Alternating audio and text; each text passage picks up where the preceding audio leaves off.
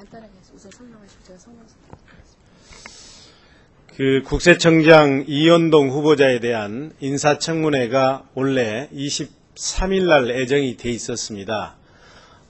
이틀간의 기획재정위원회 전체회의를 개최를 했습니다만 우리 민주당의 최소 한도의 증인 채택 요구에 대해서도 한나라당이 계속해서 반대를 함에 따라서 23일 청문회 개최는 무산이 됐습니다. 잠정적으로 26일 개최하는 것으로 하되 내일 10시에 기획재정위 전체 회의를 열어서 다시 논의하기로 했습니다. 따라서 계속해서 한나라당이 우리 당의 그 증인 채택 요구에 불응을 하게 되면 내일 그 문제는 또 다시 재논의가 이루어질 것입니다. 이와 관련해서 우리 기획재정위원회 민주당 의원들이 성명서를 마련을 했습니다. 그걸 우리 의원님들께서 오늘 낭독하시겠습니다.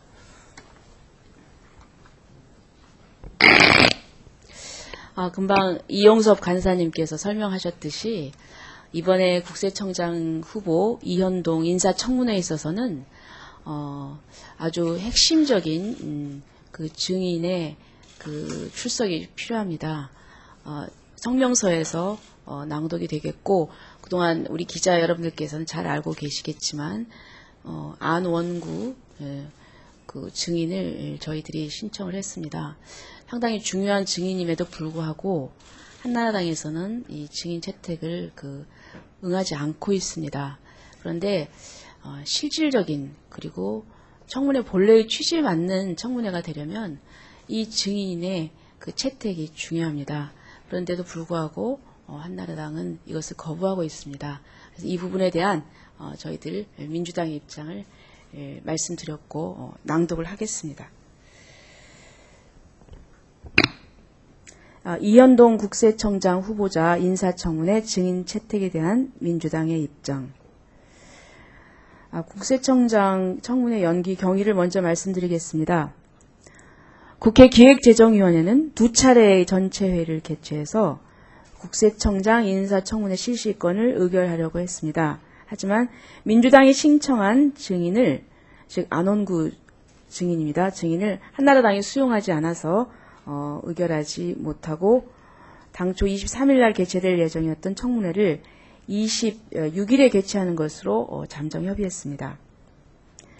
8월 19일 10시 기재회를 다시 열어서 증인 채택 문제가 합의되는 경우에 8월 26일 계획권을 의결할 예정입니다. 민주당이 안원구 전 국장, 박영준 차장, 이상득 의원을 중심으로 신청한 이유를 말씀드리겠습니다. 안원구 전 국장은 과거 정부에서의 청와대 근무 경력과 대구지방국세청장 시절 포스코 정기 세무조사 시 이명박 대통령 뒷조사, 도곡동 땅이 이명박 대통령 소유라는 자료를 발견을 했는데요. 이런 뒷조사 등의 이유로 국세청의 사직 권유를 받았습니다. 이것을 거절하자 내부 검찰 및 고발까지 당해서 현재 구속되어 있는 상태입니다. 이 과정에서 이현동 후보자가 이런 감찰 등을 주도했다는 녹취록이 있습니다. 국세청장은 정치적 중립성을 지키는 것이 매우 중요합니다. 그런데 이런 의혹을 볼 때 이현동 후보자의 정치적 중립성에 큰 의문을 제기할 수밖에 없습니다. 민주당이 박용준 차장과 이상득 의원의 증인 채택을 요청한 것은 이현동 후보자가 유례없는 초고속 승진을 해왔기 때문입니다. 이명박 대통령이 당선되고 나서 이현동 후보자는 인수에 참여했고 그 이후에 서울청 조사 3국장으로 복귀했습니다.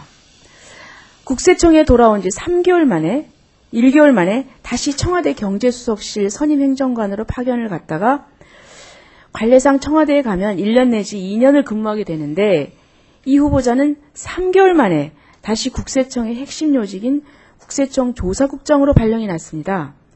그리고 또 다시 6개월 만에 국세청의 꽃이라고 하는 서울청장으로 승진했습니다. 공직사에서 이런 초고속 승진은 일찍이 그 예를 찾아보기 힘듭니다. 이 배경에는 김명식 청와대 인사비서관, 박영준 차장, 이상득 의원이 있다는 의혹이 강하게 제기되고 있습니다. 여기서부터 하시죠. 따라서. 3번. 네, 따라서. 네, 따라서 이번 청문회를 통해 이런 의혹을 해소하는 것이야말로 국민의 알 권리를 충족시킬 뿐만 아니라 이런 의혹들을 부인하는 현 정부와 후보자 본인을 위해서도 꼭 필요하다고 판단됩니다. 그럼에도 한나라당은 우리 민주당의 증인 신청에 대해 수용을 강하게 반대하고 있습니다. 이에 민주당은 양당 간사 간 협의 과정에서 현직에 있는 박영준 차장과 이상덕 의원의 증인 채택은 양보할 수 있다고 밝혔음에도 불구하고 한나라당은 안원구 전 국장이 증인으로 나올 경우 국세청의 모든 문제가 노출될 수 있다는 이유 등으로 증인 채택을 현재까지 거부하고 있습니다.